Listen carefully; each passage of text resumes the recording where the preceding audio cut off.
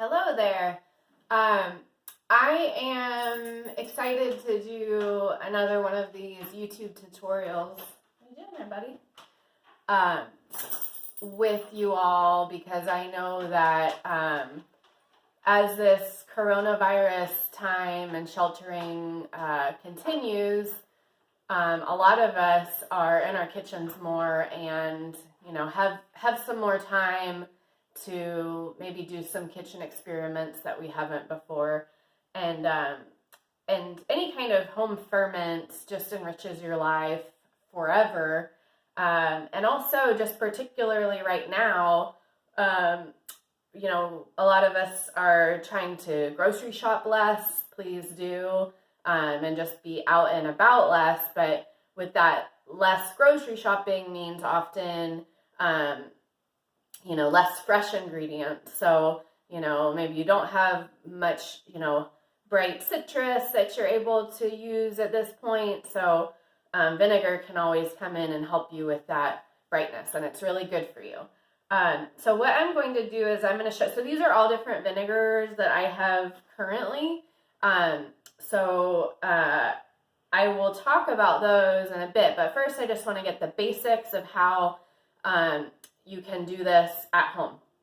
So my friend Gillian Dumas, who's a local attorney and a book lover, and I've been friends with her for a long time, she gave me a Vinegar Mother several years ago. And she gave me, and I forget how old, it was a very old, but she had a friend who gave it to her and down the line. And it's really vigorous and makes delicious vinegar. So if you have someone who has a Vinegar Mother, ask them if they'll give you some of theirs. I am more than happy now to give folks some of my Vinegar Mother. I've been sort of making some, so I didn't want to give any away in the last week or so, but I have enough now to give some away. So you can also, if you don't have access to a Vinegar Mother, which is not the same as a kombucha mother. So a kombucha mother shares some of the same bacteria, but it also has some yeast, and it will make oftentimes an effervescent kombucha. So vinegar is not going to get any kind of effervescence or bubbles in it typically. So you want to use a Vinegar Mother. And if you don't have one, you can always purchase, or maybe you have at home, a unpasteurized vinegar. So an unpasteurized vinegar will have like kind of a bit of sort of cloudy, viscous substance at the bottom of it, and that's the mother. So a really common one that's in most stores is the Bragg apple cider vinegar. That's unpasteurized, and it has a little bit of Vinegar Mother often at the bottom of the bottle. So if you're using that, then you're going to want to, I didn't bring that out actually. Well, I have these. Here's a simple recipe. You use your unpasteurized vinegar, a cup of it at the bottom of the bottle. So pour off the top. Whatever you do, you want that viscous sort of cellulose that has all the bacteria in it that's called the Vinegar Mother, or the SCOBY, which means symbiotic colony of bacteria and yeast. So you want that cup of that, put it into whatever wide mouth, non-reactive vessel you have. A quart jar is perfect, a quart canning jar, but you could also use a crock. You could use any. You want to have a large amount of surface area, because acetobacteria, which is the primary bacteria that's making acidifying your vinegar, that's making vinegar, it's an aerobic bacteria, so it wants air. It wants a lot of air. So oftentimes people will stir their vinegars at home. Some people will use air pumps. This really makes the acetobacteria happy, and it sort of lessens the time until it gets to that sweet, acidic, bright spot that you want to use it at. So pour that cup of vinegar into, if you don't have a mother, into whatever vessel you're using. And then the really fun part is next. So it's choosing what type of vinegar you want to make. So let's go through really quickly some of the vinegars that I have here. I've made so many other types, but these are ones that I happen to have right now. So I made some sangria several months ago and drank most of it, but had a bit that was left over. And so I took out the fruit and I added that to my vinegar mother. So generally with the, this is my primary vinegar gallon that I use for my plum wine vinegar. That's the type that I make a lot. I make plum wine, and then I'll often have little bits of extra that I pour into this, and it's my very, very favorite vinegar. But so this sangria vinegar is delicious. It has all of the, fruit flavor that I had in it. I think I had some berries and definitely had some citrus, and so it's really good. And then generally what happens is if you can use any kind of alcohol that still has some residual sugar, so wine, beer, cider, these types of alcoholic beverages you can make vinegar out of. And you can also use any sort of juice. So basically you just need to have some natural sweetener that's in whatever liquid you want to turn into vinegar. So this was a Riesling vinegar that's really good. So I had a little Riesling left over that was going to be past its prime, and also just thought, oh, that's going to make a good vinegar. Generally, things that make good vinegars are sort of have a bit of a bracing, like a strong spine to them, so a good amount of flavor, because they are going to get so acidic. They have to have enough, flavor and character to stand up to that. So think of, when you add a bunch of lime or lemon juice to something, think, will I be able to still taste the components, other flavor components of this with that high level of brightness? Ginger beer vinegar, that was pretty yummy. Not my favorite, but it's pretty good. Coconut juice vinegar. I make this one a lot. This one is surprising, so it kind of goes against what I was just saying. Coconut juice is pretty, mild and doesn't have a lot of strong flavor to it, but I love the way it looks. I love the sort of mild deliciousness of this. I'll use it with fish and noodles, things that you can use all your vinegars for. Obviously pickling, just make sure that it's at the right, acid level for the pickles if you're, canning them, or you can make fresh pickles and put them in the fridge. Dumpling dipping sauces.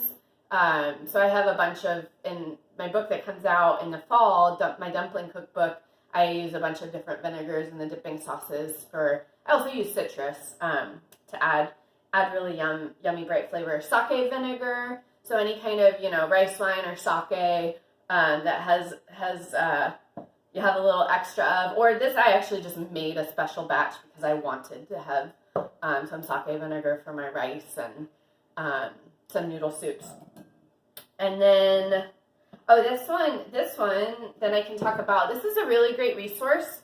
If you get into this and you want to learn more, Acid Trip by Michael Harlan Turkle is, he traveled all around the world getting all sorts of great vinegar stories and recipes, and it's super informative. He also has a great podcast that's on Heritage Radio called The Food Scene, SEEN, that I recommend. But this book is this is the only time I've ever followed a vinegar recipe. So I got Gillian's mother, and then I just started, using what I had, which was originally plum wine vinegar, and that's still my favorite, and then different juices. But this one is from his book, and it's his coffee maple syrup vinegar. Oh my gosh, it's so good. It has these just really kind of roasty, woodsy flavors from the maple syrup, and then I forget what coffee I used, but it was a good local Portland roast, and it has that just nice balance of maple woodsy and nice medium roast coffee. Delicious. Think of a little bit like a balsamic vinegar would be the only way to kind of compare. to something out there that you might have had traditional vinegar. And then this one I made, this is an interesting one. So I've been doing these YouTube videos, and then I also did some on nettling and making nettle tea and nettle pesto. So this is Nettle Tea Vinegar. So of course with nettle tea, there is slim to no natural sugars. So I just added sugar to this and dissolved the sugar. And I have the ratio somewhere that I wrote down in my fermentation notebook, which actually, let me get that because that's kind of a fun.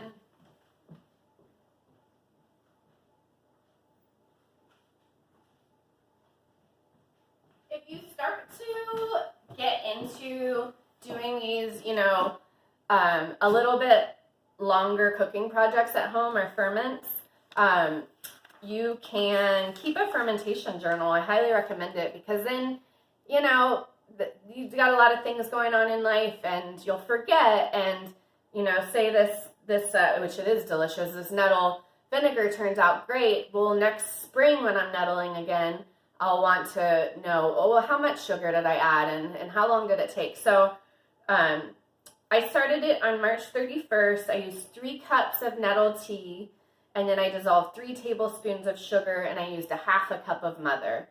And it's really good. I love it. Surprisingly good. And then this is a hard cider vinegar. So I had a couple nights, I had a little bit left in my can of cider. So I put that in here, and that's just fantastic. It's really good. I can't believe I had leftover hard cider. How can be? So what else do I want to tell you? I want to show you, so generally in other juices that I like to do, I'll just say like grapefruit juice, pineapple juice. The only failed experiment that I ever had, this is running long, so I want to talk a little faster maybe, is I made a Bloody Mary batch from the Tasty Cookbook, the Dim Some More Bloody Mary. And I thought because it has hoisin in it and lots of good flavors, you know, ginger and, but a good amount of sweetness, I was like, well, even though it's thick, it might work, but it didn't work. So it just got stuck and it didn't ferment and it just became moldy and disgusting. So I threw it out. But it's good to try. I mean, try new things and see where it takes you. But generally, juices, bigger flavored juices and you know, like I said, apple ciders and beers are great for this. And typically you're going to want to use 1 part of vinegar mother and kind of slurry of the vinegar that you already have, but definitely that viscous cellulose bacteria mother, and then 2 to 3 to 4 parts of juice or alcohol. And then you just want to leave it with something over the top of it that can breathe. So I use just paper towels and rubber bands. You can put the rings of the jars if you're using canning jars. Something that's breathable like cheesecloth or a loose weave linen towel. You just don't want things to get into it, other than you do want air to get in there. And the more that you kind of get in there and stir it up and aerate it, the better. And as you can see, this is forming a new mother on the top of it. So that'll happen. So you get like a new mother every few days. And generally, I'd say juice takes about half the time because it has more readily available sugars than the alcohol does. And I'd say, as a general rule, juices take about 1 to 2 weeks to become a delicious vinegar. And it's changing all the time. So just continue to taste it as you stir it and aerate it. Which you don't have to do either. It's just going to take a little bit longer if you don't do that, stir it and aerate it. And then alcohol takes, you know, anywhere from, 1 to 2 months, I would say, on average. But sometimes you'll be surprised. And then keep it in a cool, dark place. The warmer the place, the faster the ferment. And yeah, I keep all of my vinegars. You can't see, but underneath I have my kitchen table is right back here. And I have bench storage. So underneath the benches is where I keep all of these ones that are actively fermenting. So then once you get it to the stage that you like it, you're tasting it, it's good, it's bright, it's where you want it, then you want to strain it. So what I use is I just use these easy, most households have them, little, you know, Melita coffee strainer dealios.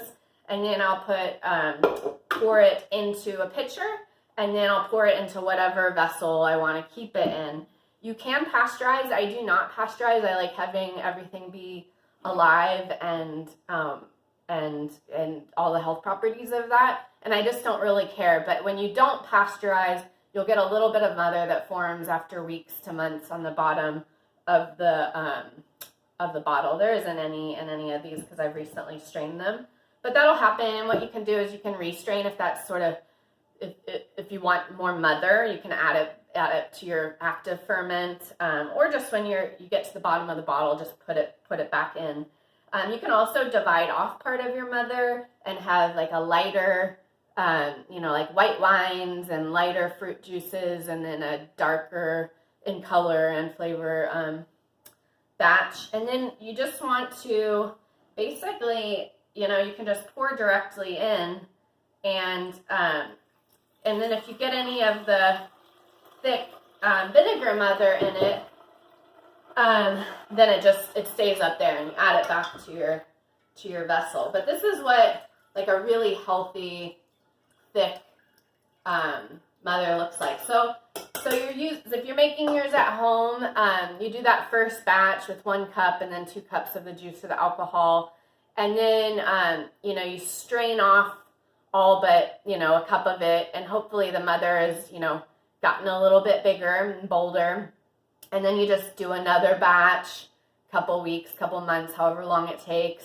And then you just keep pouring off. And, you know, when Gillian gave me mine years ago, she gave it to me in a wine bottle. And I've just switched to a gallon jar just because I like it. And I never wash this. I have the striations of all of the, you know, years of vinegar making on this, which I really enjoy having that.